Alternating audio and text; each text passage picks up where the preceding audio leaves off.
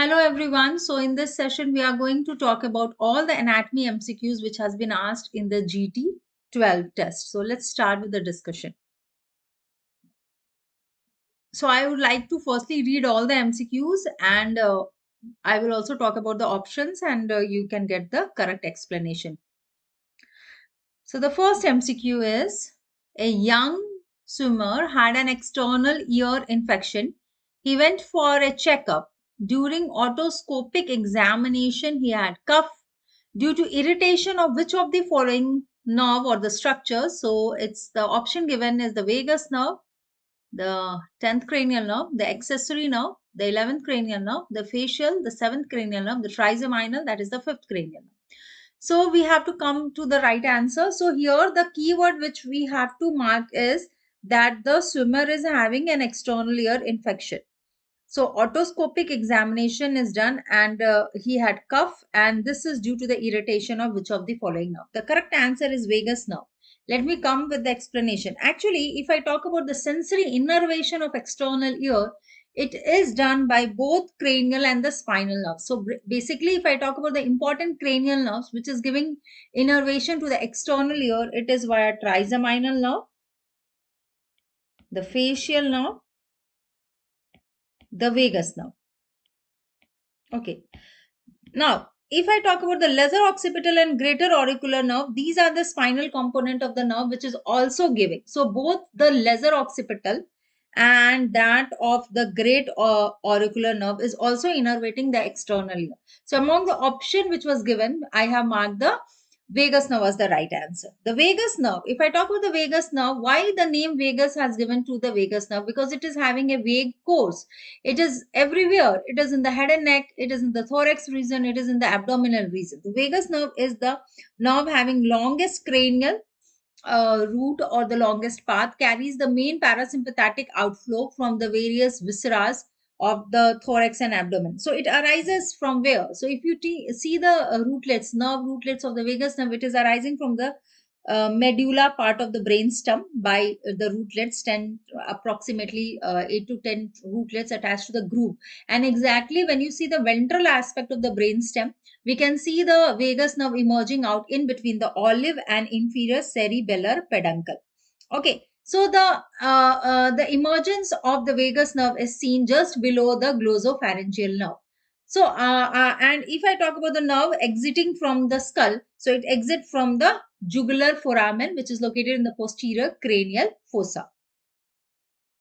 Now, vagus nerve thereafter descends vertically in the neck, and vagus nerve is enclosed in a sheath, which is the carotid sheath, along with the carotid artery and internal jugular vein. Here it lies in an interval between the posterior part of the internal common carotid artery and the internal jugular vein. In the lower part of the neck, it crosses the first part of the subclavian artery and then it also enters into the thorax. So basically, thereafter, it will traverse in the thorax and the abdomen via esophageal opening of the diaphragm, and it is having a huge distribution. Now, you can see this image where you can see the vagus nerve has got following function. As we can see, the vagus nerve which emerges out from the medulla, and its nuclei name is also written here, that is nucleus ambiguous, the composite nucleus of 9th, 10th and 11th cranial nerve, nucleus of solitary tract, spinal nucleus of trigeminal, and also nucleus of vagus. So it's a function. It is giving innervation to the muscles of pharynx and larynx. It is giving innervation to the smooth muscles of the thoracic and abdominal viscera. It also innervates, which is the correct answer here. That is the skin of external ear.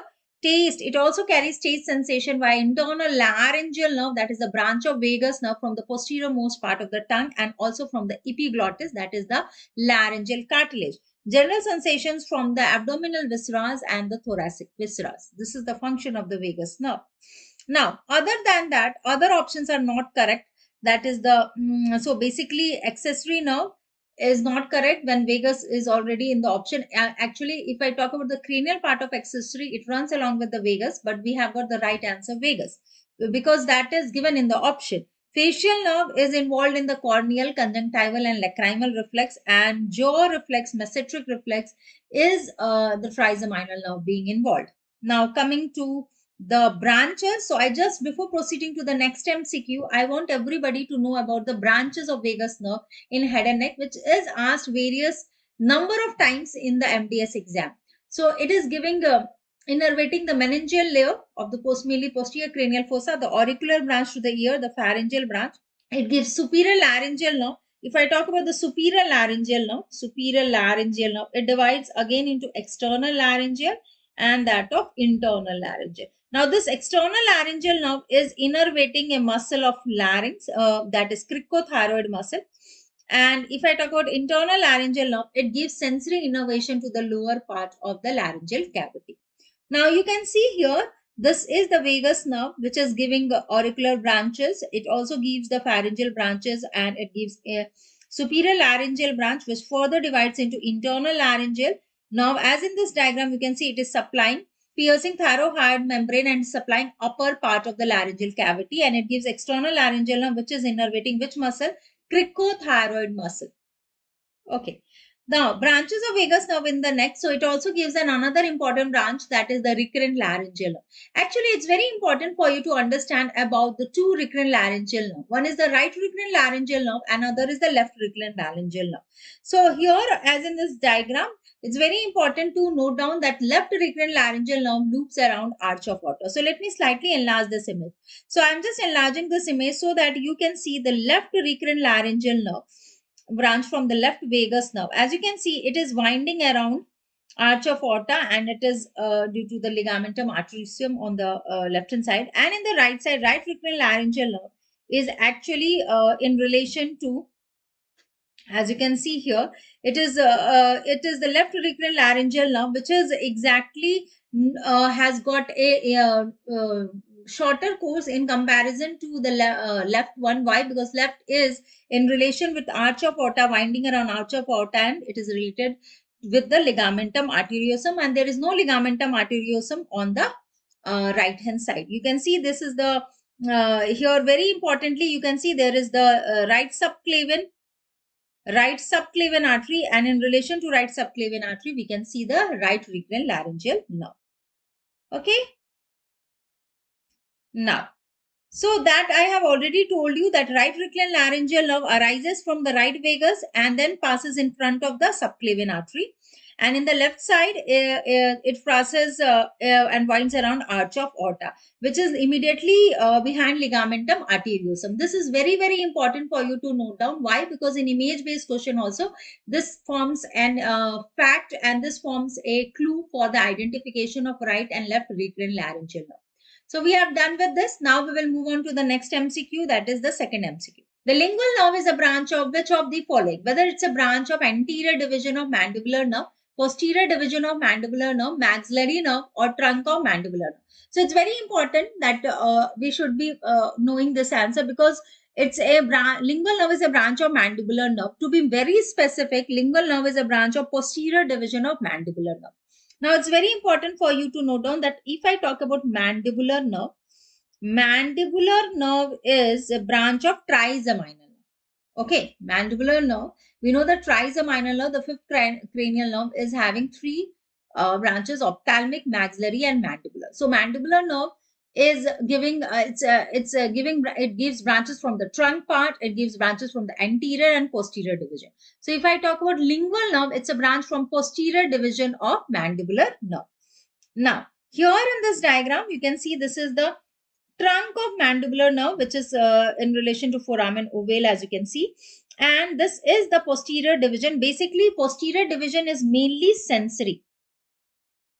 And if I talk about anterior division, it is mainly motor. Why motor? Because it is giving innervation to the muscle of mastication, lateral pterygoid, masseter, and temporal branch. And only one sensory branch is given from the anterior division of mandibular nerve, that is buccal nerve. If I talk about the posterior division, it is mainly sensory, that is inferior alveolar nerve, lingual, and auriculotemporal. In this, inferior alveolar nerve is giving one motor branch, that is the nerve to mylohyoid. Now, this is a schematic diagram in which you can understand all the branches. So, this image is showing you branches of mandibular nerve. So, when I am talking about branches of mandibular nerve, From the trunk part, if I talk about the trunk part of the mandibular nerve, so from the trunk part of mandibular nerve, it gives following branches. So from the trunk, it gives a branch. This is called as nerve to medial pterygoid. Now this nerve to medial pterygoid will further innervate three muscles. It is innervating tensor tympani muscle, which is of the middle ear, tensor palatine muscle, which is of soft palate, and medial pterygoid muscle, muscle of mastication. It gives one other branch, which is nervus spinosum, which is a meningeal branch for the meninges of posterior cranial fossa. Now coming to the anterior division. So when I talk about the anterior division, it gives mainly motor branches, masseteric, deep temporal, and nerve to lateral pterygoid, along with one sensory branch, that is buccal nerve. Okay, so all these branches are mainly motor. Only one sensory is given, that is the buccal nerve.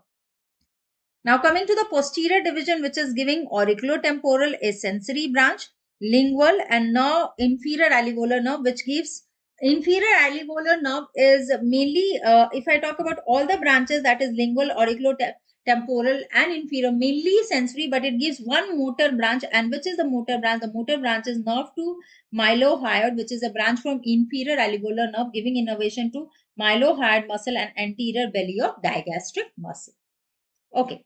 Now, if I talk about the other options, so anterior division of mandibular nerve is not giving branch as lingual nerve, maxillary nerve, and trunk of mandibular. As we have totally gone through all the branches of mandibular nerve, and also we are knowing that lingual nerve is a branch from the posterior division of mandibular nerve. So all other options are perfectly incorrect. So the right answer is posterior division of mandibular nerve, which we have already marked as correct.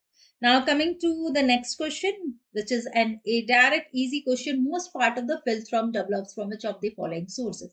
So previously also so many times the developmental component of different part of face has been asked. So basically maxillary process, frontonasal process, lateral process, and medial nasal process. So if I have to mark the most correct answer here, I will go with the medial nasal process, the philtrum develops. So philtrum is formed from medial nasal process which fuse together during the development of face. That is most correct. Now, it's also important for you to know that if we talk about the development of palate, it occurs as a primary palate, which is derived from the fused medial nasal process, forms the philtrum and part of alveolus. So basically, this is the reason we will mark medial nasal process as the most correct answer. Maxillary process will grow and meet the lateral nasal process, which will extend to meet the medial nasal process and thus leads to the formation. The fusion of medial nasal process and intermaxillary process will further lead. So that is how the development of upper lip, philtrum of upper lip is formed. So after this description, it is quite clear that among the option given, we will mark medial nasal process as the right answer. Now, before proceeding to the next, it's very important for your examination that frontonasal process forming which part of the face. So it forms forehead part, it forms bridge of nose and medial lateral nasal process. Prominences. Maxillary process forms the cheek and the lateral part of the upper lip. Medial nasal process, philtrum of upper lip, tip of nose, lateral nasal process, alae of the nose, and mandibular process forms the lower lip. Maxillary process is not the right answer because skin of philtrum is derived from the overlining maxillary, hence it is supplied by maxillary. So basically medial nasal process is forming mainly the part of philtrum, so it is wrong. Lateral nasal process in each side forming the ala of nose, so it is also wrong. Frontonasal process is one of the 5 swelling, which is one of an important component in the development of face, and frontonasal prominences thereafter divides into medial and lateral medial and lateral nasal process. So if I have to choose the most correct answer, I will go with medial nasal process. So frontonasal process is wrong. Now, coming to the next question, that is question number 4. Palatine tonsil is lined by, the options are stratified squamous epithelium, keratinized epithelium, pseudostratified epithelium, and cuboidal epithelium. So, it's very important that you should be knowing about palatine tonsil epithelium and its histology in detail. So, palatine tonsil, the lining epithelium is stratified squamous non-keratinized epithelium.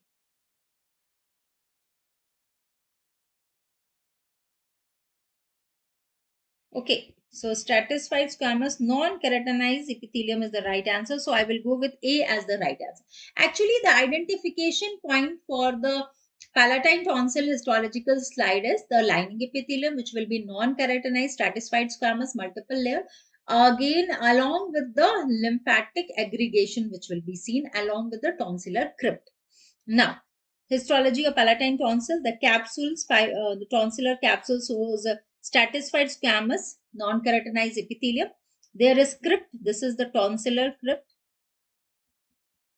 The lymphatic follicle is there, aggregation of lymphatic follicle around the crypt, which is seen here. So if something like this is seen under the microscope, so definitely the answer will be palatine tonsil, which resides in between the anterior and posterior pillar, which is made by palatoglossus and palatopharyngeus muscle.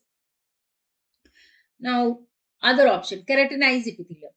Keratinized epithelium is not the right answer because keratin deposit is not in the palatine tonsil. Basically, keratin deposit is found in epidermis skin, in the epidermis of the palm of the hand and sole of the foot, and also in the masticatory mucosa. So it is wrong option.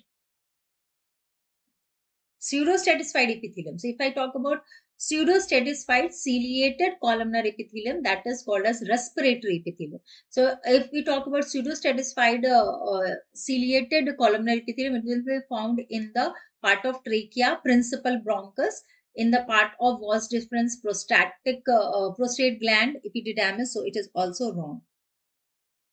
Cuboidal epithelium. If I talk about simple cuboidal epithelium, it is found in thyroid follicles in the resting phase. It is found in PCTs and DCTs. That is part of the kidney. That is the proximal convoluted and distal convoluted tubules. Also the initial part of the ducts of salivary gland. So basically germinal epithelium also. So it is also wrong. Tonsil is having the lining epithelium, stratified squamous, non-keratinized epithelium, not the cuboidal epithelium. So it's also wrong option. Coming to the next question, question number 5. Flux cerebri and tentorium cerebelli joins at the level of which of the following sinuses? The options are superior sagittal sinus, straight sinus, inferior sagittal sinus, and transverse sinus. And we have to mark the right answer. So it is very important, firstly, that you should know what is flux cerebri, what is tentorium cerebelli. So flux cerebri is a sickle-shaped fold of dura mater, which is located in the longitudinal fissure of cerebral hemisphere.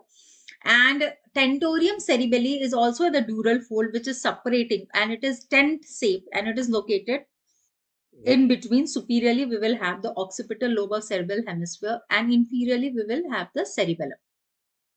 So the function of tentorium cerebelli, which is located in the posterior cranial fossa, is to protect the cerebellum, the small brain, from the heavy weighted occipital lobe of cerebral hemisphere. So if I have to mark the right answer here, exactly if I talk about the junction of flux cerebri and that of tentorium cerebelli, there is the location of straight sinus. So B is the right answer. Now coming with further explanation. Straight sinus. If I talk about the straight sinus, it is formed by the merging of inferior sagittal sinus with great cerebral vein of Galen.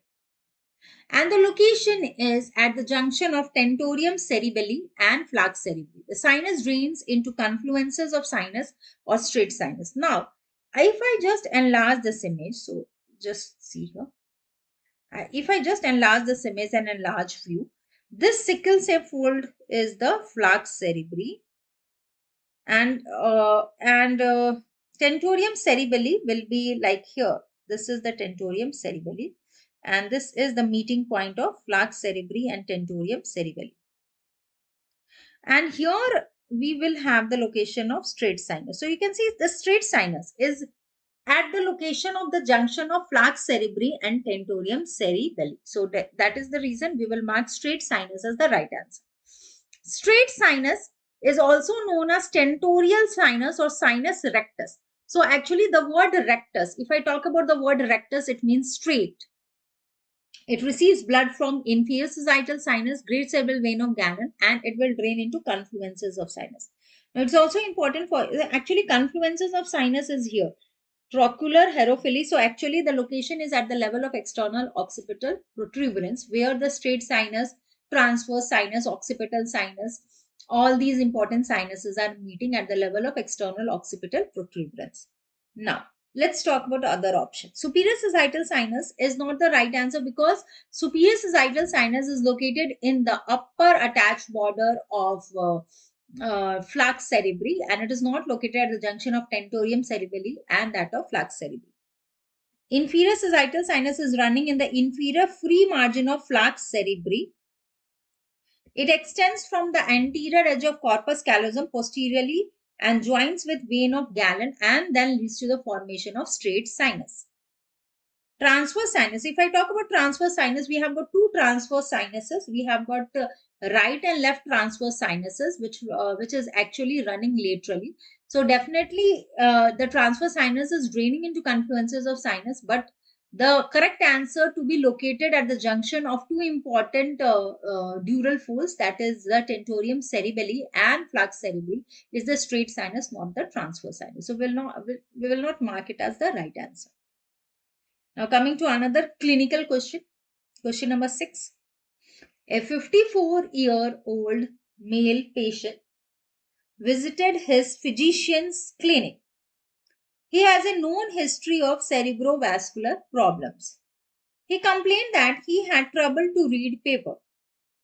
The print started to tilt and begin to see double. Okay. On examination, the doctor found that he has weakness of movement of right eye, both downwards laterally only.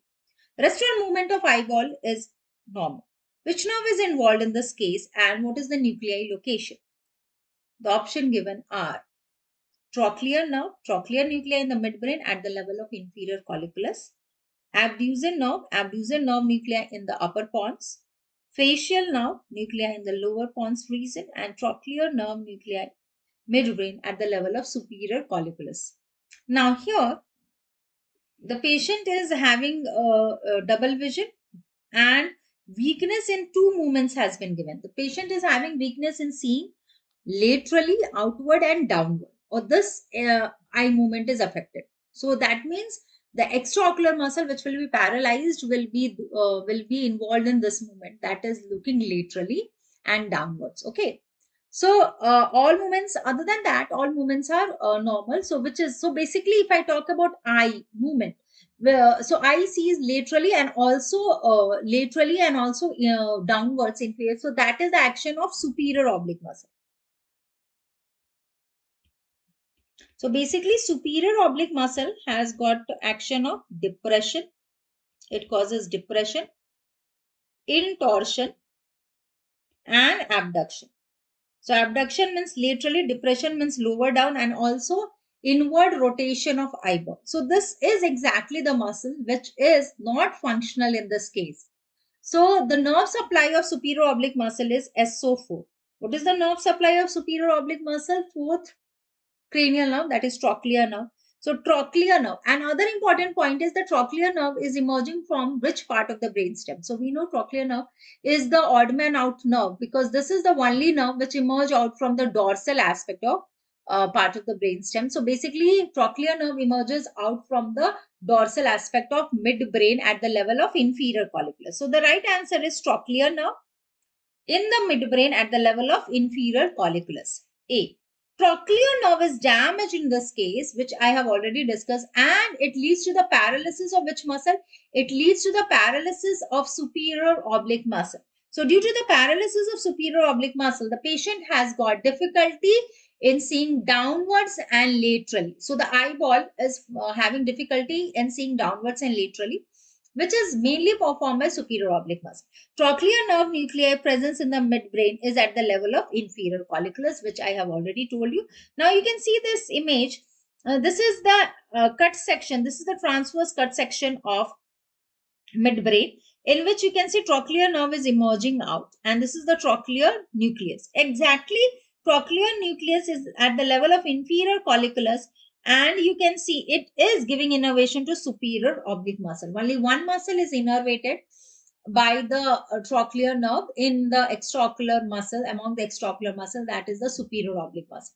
So basically oculomotor nerve is the nerve which also emerges out from the midbrain, and the level of emergence is at the level of superior colliculus from the midbrain ventral aspect. Trochlear nerve emerges out from the dorsal aspect of the midbrain. Now So that is the reason we will mark trochlear nerve and coming out from the midbrain dorsal aspect at the level of inferior colliculus. Now let's see, before proceeding to the next question, let's see why other options are wrong. So abducens nerve nucleus is wrong answer. Why? Because if we talk about the sixth cranial nerve, the abducens nerve nucleus, it supplies just one muscle, lateral rectus.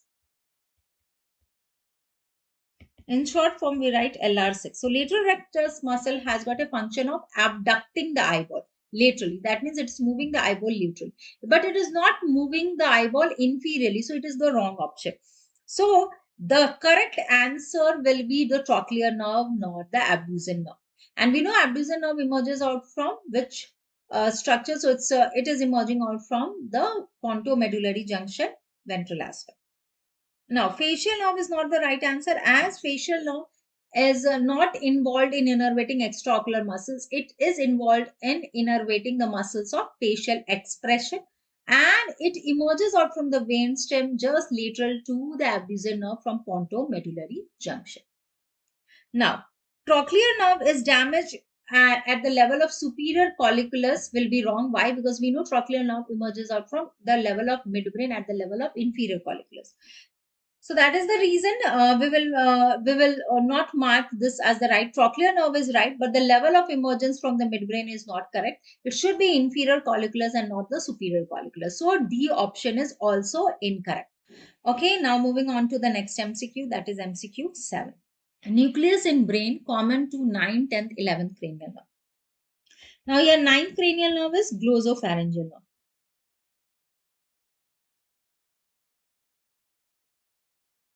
10th cranial nerve is vagus nerve. And 11th cranial nerve is accessory nerve. So A, 9, 10th and 11th. If I talk about these three cranial nerve, there is a composite nucleus for these three cranial nerve which is located in medulla oblongata, and that nucleus is called as nucleus ambiguus. So we will have nucleus ambiguus as the right answer. Okay. Nucleus solitarius is also located in the medulla, but it is not related with the innervation of muscles of larynx, pharynx, and soft palate. There is 9th, 10th, and 11th cranial nerve composite nucleus, nucleus ambiguus, which is located in the medulla. And so it's the wrong option. Dentate nucleus is in relation to cerebellum, and red nucleus is also seen in the midbrain. So basically, the right answer is B. Now, let me show you this. Na. Here, Na means nucleus ambiguous. Okay, it is a special visceral efferent column arising from its nucleus is, this nucleus is located in medulla oblongata, and it is a composite nucleus of 9th, glossopharyngeal, 10th, vagus, and cranial part of accessory nerve. Composite nucleus which is located in the medulla oblongata, and it has got a function of innervating the muscles of soft palate, pharynx, and larynx. Okay. Now, so that is the, so this is a very clear cut straight question. So we will definitely mark the right answer B as nucleus ambiguous. Rest all nucleuses are not correct. Okay. Nucleus solitarius is basically having the function of taste, carries taste sensation. It is related with 7th cranial nerve, 9th cranial nerve, and also the 10th cranial nerve part, which is all these are related with the special function of taste sensation to be carried from the tongue. Dentate nucleus is actually crumbled appearance, bag-like appearance when you see the cut section of cerebellum. And this is the largest cerebral nuclei which is seen in the cut section. Red nucleus is also not the right answer. Red nucleus will be seen when you will see the sections, cut sections of the midbrain. So the right answer is nucleus ambiguous, which is located in the medulla. Now moving to the next question, question number 8. A patient is having unilateral palsy of muscles of facial expression and abnormal blink reflex. Okay. On examination, it was found that the temporal bone is fractured. Diagnosis of infratemporal injury of facial nerve is made by the doctor, from which foramen facial nerve enters the facial region. So here the keywords of options are stylomastoid foramen, jugular foramen, foramen ovale, and carotid canal. So the Keywords are unilateral palsy of facial muscle expression. That means facial muscle expression is involved. Abnormal blink reflex. Okay, corneal reflex is also involved, and the fracture of temporal bone is there. So we have to know that a facial nerve diagnosis is already made, that infratemporal region of facial nerve, infratemporal injury of facial nerve. We have to mark the emergence of facial nerve from which of the following foramen. Stylomastoid foramen is the right answer. Actually, when I talk about stylomastoid foramen, it is located in between the stelloid process and the mastoid process of which bone? Temporal bone. And a facial nerve emerge out from this foramen. I will show you that foramen also.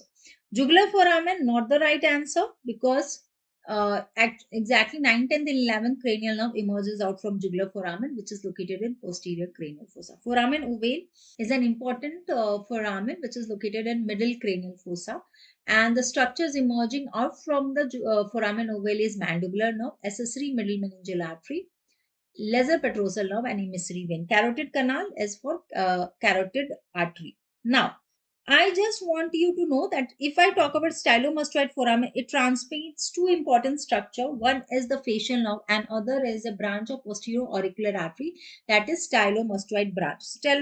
Stylomastoid foramen is exactly located posterior to stelloid process and in the anterior to the mastoid process of temporal bone. So for proper understanding this foramen, I just want everybody to see the enlarged view here. So when you see the enlarged view, when I'm enlarging this image, you can see this is the stelloid process of the temporal bone. This is the mastoid process of temporal bone. So this is exactly the mastoid process of temporal bone. And this is the stelloid process of temporal bone.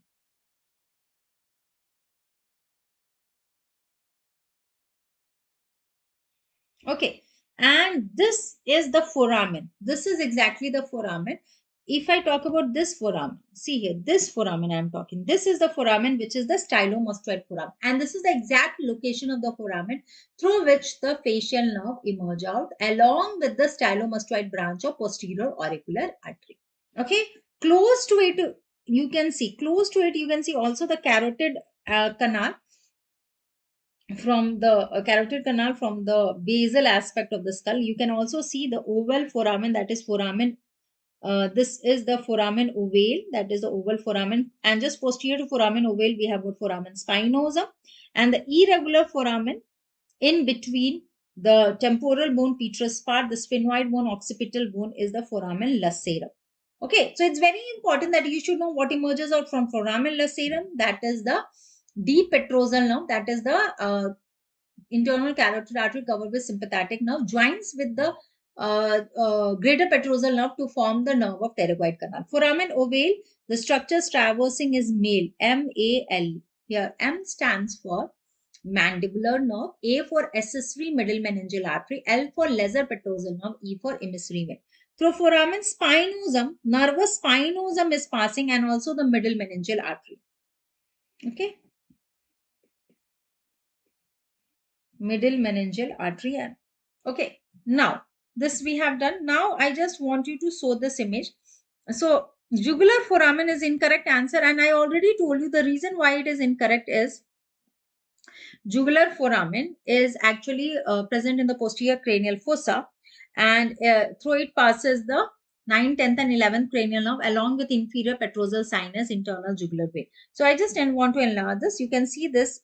This is the jugular fossa. Jugular foramen is visible clearly when you see the posterior cranial fossa. And the structures passing through jugular foramen is 9th, 10th, 11th cranial nerve along with inferior petrosal sinus. Also meningeal branch of accessory meningeal artery and the occipital artery. Along with it, the junction of sigmoidal sinus with the internal jugular vein. So this is a schematic diagram which is showing you all the structures which is passing through jugular foramen. Now, talking about foramen ovale. So it's very important that you should be quite aware of the location of foramen ovale, foramen spinosum, foramen lacerum, foramen rotundum, jugular foramen, all important foramens because image-based question comes from these all foramens. Now here, I just want you to show this green color foramen which you are seeing. The green color foramen which you are seeing here is the foramen ovale, through which passes male M-A-L-E, male. And as I already told you, what do you mean by male? So male means M for mandibular nerve, A for accessory middle meningeal artery, L for lesser petrosal nerve, and E for emissary vein. What is emissary vein, my dear students? Emissary veins are connecting external veins with that of dural venous sinus, an important route through which infection outside can reach the inner dural venous sinus and brain. Now, carotid canal is the wrong option. Why carotid canal is wrong? We know carotid canal is the passage which is seen in the temporal bone, and through it passes the internal carotid artery entering in the middle cranial fossa, and it is covered by sympathetic nerve plexus. Okay. So the carotid canal, if you see the inferior aspect of temporal bone, you can see the external opening of carotid canal. And when you see the other inside of a cranial fossa, you can see foramen lacerum, which is showing you the other opening of the carotid canal. So here you can see this is exactly the carotid canal. Now let's move on to the next MCQ, question number 9. A 45-year-old lady is admitted to the emergency department with a fever of 4 days duration. An infection that is spreading from the retropharyngeal space to the posterior mediastinum is suspected. Between which of the following fascicle layer is the infection most likely located? Between the alar and prevertebral layer, between alar and pretracheal, between pretracheal and prevertebral, between buccopharyngeal fascia and alar. Alar fascia. So basically, this is a very important question. Actually, if I talk about the infection is spreading from retropharyngeal spaces to posterior mediastinum. So it means that here I will go with retropharyngeal space boundary. Okay. Actually, mainly if I talk about the true danger space of the neck, that is between the alar fascia and that of alar fascia anteriorly and posteriorly, we have got the prevertebral fascia. But here, if I have to mark the involvement of retropharyngeal space, in that case, I will definitely mark here, as I just want you to show the image. I think I must have, yes. So here you can see this is the retropharyngeal space. See here. And this space is, if I talk about this space, this green color space, this is exactly between the prevertebral fascia posteriorly and anteriorly we will have the alar fascia. And okay, so that is very, very important for you to understand. But if I talk about true retropharyngeal space, so basically this is retropharyngeal space which is between the prevertebral fascia. Okay, so here this is the prevertebral fascia. Wait a minute. I just want to remove this and I want you to understand this space. Okay, because there is a confusion. But if the question has asked danger space, my answer was different. But it has asked retropharyngeal space. So retropharyngeal space is, if I talk about retropharyngeal space, it is actually the alar fascia is lying here anteriorly, and we will have the prevertebral fascia as considered as retropharyngeal space. But if we want the true retropharyngeal space, then we will take the consideration of buccopharyngeal fascia. So here posterior pharyngeal wall. So here I just want you to see this is the danger space or red color. So the red color space is the danger space of neck, which is exactly between prevertebral layer and that of alar fascia. Okay, prevertebral portion and that of alar fascia. Anterior to it, we have got the yellow color region, and this yellow color area is what? This yellow color area is true retropharyngeal space, which is between the exactly it. If we talk about true retropharyngeal space, it is between the alar fascia and we have got the posterior pharyngeal wall here. Okay, but here I will mark. Here there is the question is just asked about the retropharyngeal space. So in that case, if I am just talking about the retropharyngeal space, then we will go with the right answer is as between the alar and the prevertebral layer, A as the right answer. But But it is very important that you should be knowing the difference between retropharyngeal space and the danger space of the neck. The retropharyngeal space is divided into two spaces. Anteriorly is the retropharyngeal space and posteriorly is the danger space of the neck. Okay. So here retropharyngeal space, we will mark the area between the prevertebral and alar fascia. Okay. Alar fascia is actually the bilateral anterior extension of prevertebral fascia. Okay.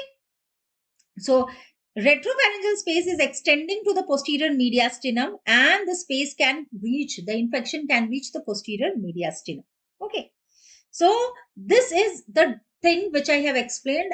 True retropharyngeal space lies anterior to alar fascia. And if I talk about danger space, it is posterior to alar fascia. But here I have just taken the right answer as retropharyngeal space.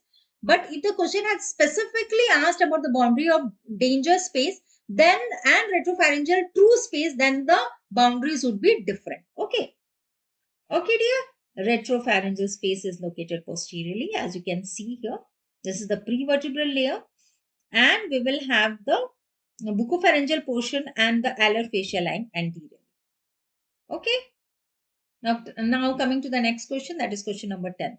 Which of the below marked structures cells secretes thyrocalcitonin? So basically, it is very important to know what is A, what is B, and C. So basically, A is actually colloid. A is inside. So this is what? This is the colloid deposit. Okay. So if you will see here, A is colloid thyroglobuli and B is parafollicular cells.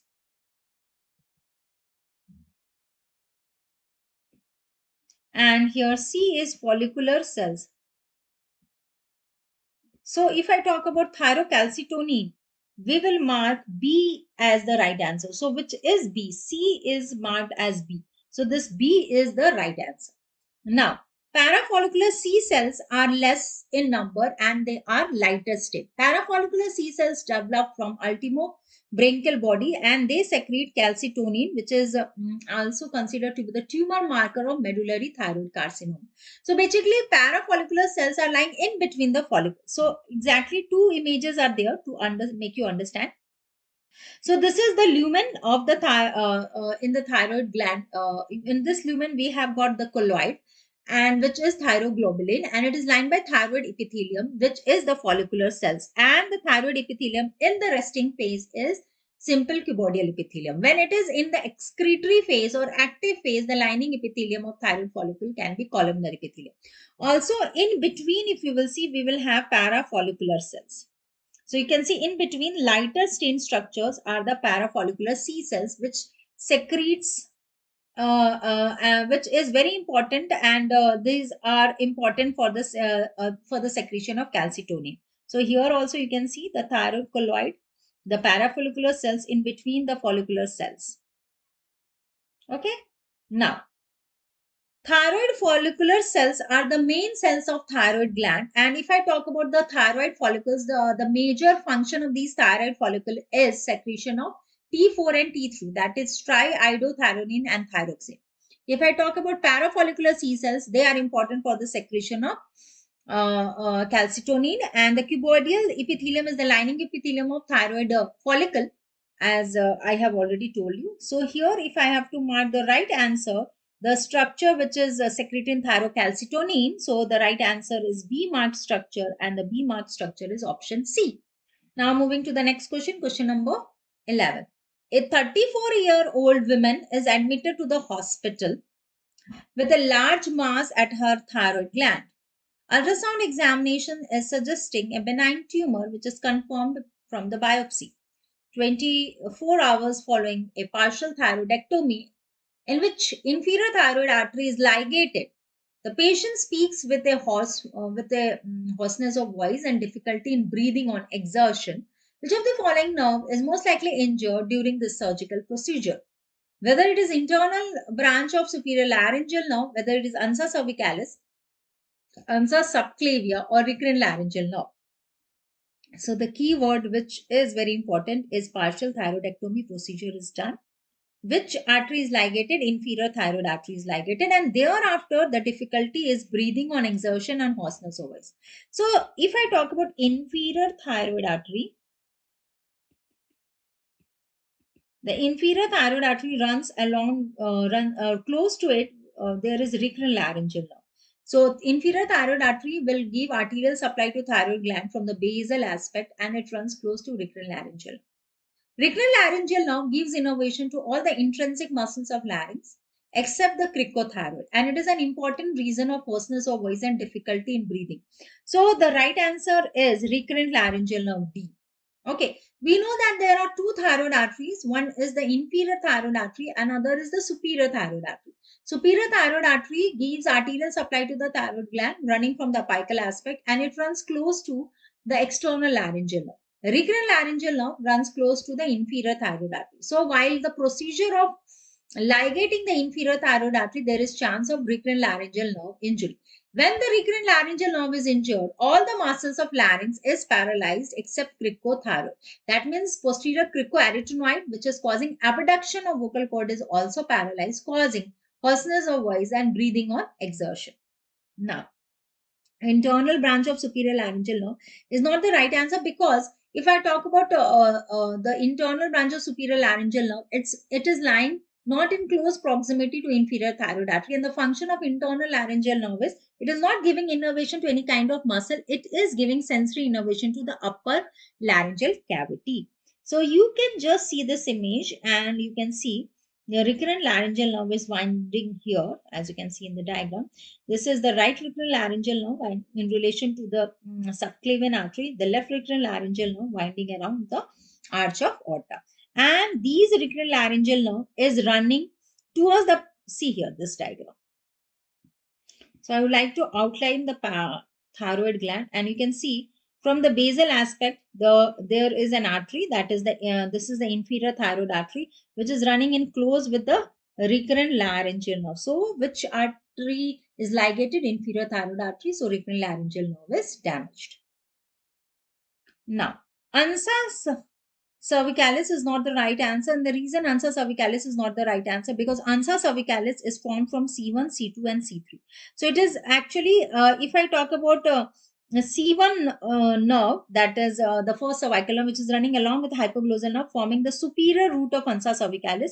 C2, C3 is forming the inferior root of ansa cervicalis, and ansa cervicalis is embedded in the anterior wall or sheath of carotid sheath, and it gives innervation to infrathyroid muscle like sternohyoid, sternothyroid, and omohyoid. Only the odd man out is thyrohyoid, which is not supplied by the ansa cervicalis loop. It is separately supplied by C1 nerve running along with hypoglossal nerve. Now, ansa subclavia is also not the right answer. The other name of ansa subclavia is subclavian loop or Vieussens ansa, and it is very important for you to understand that it is forming a connecting link of middle and inferior cervical sympathetic ganglion. So it is also not related with inferior thyroid artery. It is involved in controlling heart function, and as you can see, this is the subclavian artery, where you can see in relation is the ansa subclavia. So now moving to the next question, question number 12. A neonate with marked cyanosis in the lower extremity, cardiomegaly, dyspnea, is diagnosed with patent ductus arteriosus. This condition is due to faulty migration of neural crest cells that leads to the partial development of which of the following structure. So this is a clinical question, but it's a direct question. Why? Because already neural crest cells has affected, as we can see, and it leads to partial development of which of the following structure. That is right subclavian, aurticopulmonary septum, tricuspid valve, or inferior vena cava. The right answer is aurticopulmonary septum, which is actually developed from the source of neural crest cells. So here, cardiac neural crest cells, actually involvement of these neural crest cells is in the formation of cardiac septum, and it is very important in the division of the it is forming aurticopulmonary septum will further will divide and form the aorta and pulmonary artery. So basically, it's very important that you should be knowing all the derivatives of neural crest cells, NCC in short way, right? Actually, NCC. Actually, this table is taken from Langmans, and I want everybody to go through this table. And actually, there are many CA, Motal, there are very many mnemonics are there to by heart all the derivatives of neural crest cells. So important derivatives of neural crest cells are connective tissue and bones of the face and skull, cranial nerve ganglia, all the ganglia, C cells of thyroid gland, conotruncal septum of the heart. So this has been asked in MCQ. Odontoblast, dermis of head and neck, spinal root and sensory root ganglia, parasympathetic ganglia of GI tract, adrenal medullum or the cortex, glial cells, meninges, melanocytes. So these are all derivatives of neural crest cells. Neural crest cells are exactly a temporary structure which is formed during the formation of three germ layers, ectoderm, germ layer, which migrate in different areas and lead to the development of structures like melanocytes and structures in the face and cranial regions. The right subclavian artery is not the right answer because it develops from the source of fourth pharyngeal arch. Tricuspid valve is formed from the proliferation of tissues around articoventricular canal. Inferior vena cava is developed from the source of Whiteley veins. Now coming to question number 30. A 37-year-old man is admitted to the hospital after a middleweight boxing match. During physical examination, the strength and symmetry of the strength in the position of jaw is tested. Which of the following muscle is most important has the function of jaw protrusion and depression of mandible? So if we talk about the function of jaw protrusion and depression of mandible, I will choose lateral pterygoid muscle as the most correct answer among the muscles name given. That is the anterior part of temporalis muscle, the medial pterygoid and the masseter muscle. Lateral pterygoid muscle is the key muscle of infratemporal region, which is dividing the maxillary artery also in the three parts. And actually, lateral pterygoid muscle has got a function. It's the one of the primary masticatory muscle which is causing the opening of mouth and depression of mandible, and also involved in protrusion. Now, muscles of mastication primary are temporalis muscle, masseter muscle, medial, and lateral pterygoid muscle. So it's very important that you should be knowing about the function of all these four muscles. So important function has been given here. So if I talk about the masseter muscle, which is having deep and superficial part, it is having the function of elevation and protrusion of mandible. Temporalis muscle is having the anterior posterior part. It's involved in elevation and protrusion. Medial pterygoid muscle, which is again involved in protrusion and elevation, and lateral pterygoid muscle is the only muscle in among the group of the primary muscles of mastication, which has got the function of protrusion and depression of mandible. So actually, medial lateral pterygoid muscle is also causing side to side movement of the mandible. So it's very important that we have to choose one option among the options given. So I will go with the lateral pterygoid muscle as the right answer. What about the other options? So anterior portion of temporalis muscle is not the right answer here because it's not causing the depression of mandible. Medial pterygoid muscle is the muscle of mastication, and this is working along, this muscle is closing the jaw, means elevation of the jaw and not the depression of the mandible. Masseter muscle is the muscle of mastication, which is innervated by the mandibular division of trigeminal nerve, and it is also helping. It's a very powerful muscle. It is helping in chewing action, but it is also elevating. It is not causing the depression of mandible. So basically, what is very important for you to note down is the action of these four primary muscle of mastication along with the nerve supply. All these muscle is having a common innervation via the mandibular nerve. Now let's move on to the next question. That is question number 14. The arrow mark gland is given here. Okay. So whether it is eccrine sweat gland, sebaceous gland, apocrine sweat gland, and ceruminous gland.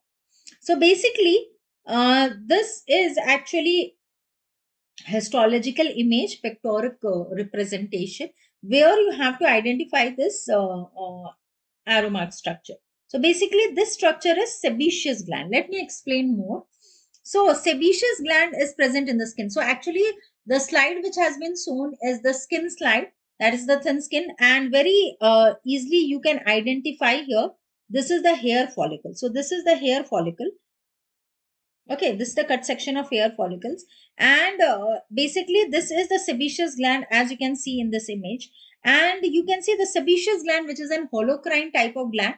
And here you can see this is the transverse section or cut section of the hair follicles. Also, the erector pili muscle, the contracting the hair follicles has been shown, and the lining epithelium, epidermis, dermis has been shown, and these are the fats, adipose cells. So if we have to come up with the correct identification of the arrow mark structure, so this was exactly arrow marked in the image. So this is the sebaceous gland, and sebaceous gland is a type of holocrine gland. Actually, it's also important for you to know, according to the mode of excretion, so that there is merocrine, apocrine, holocrine gland. So sebaceous gland, in the method of secreting its product, the cell divide and new cell is formed. So sebaceous gland is a holocrine type of gland.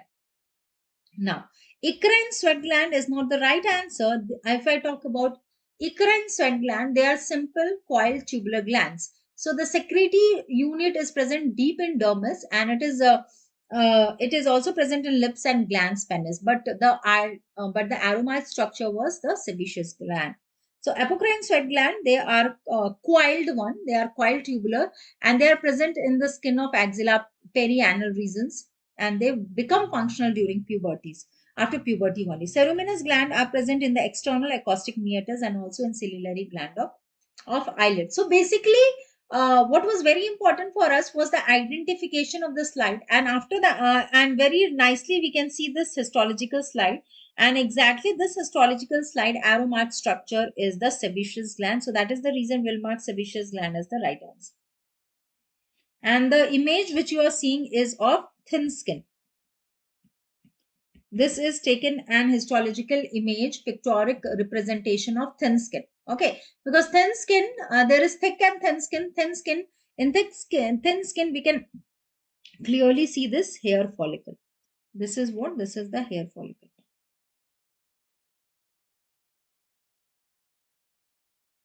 Okay, so we have done with this. Okay, so so I have solved. I have discussed all the anatomy related MCQs of GT12, and it's very important that you should be aware of, or you should be the part of all GTs and INICT test, which is framed by the faculty, subject specialist faculty.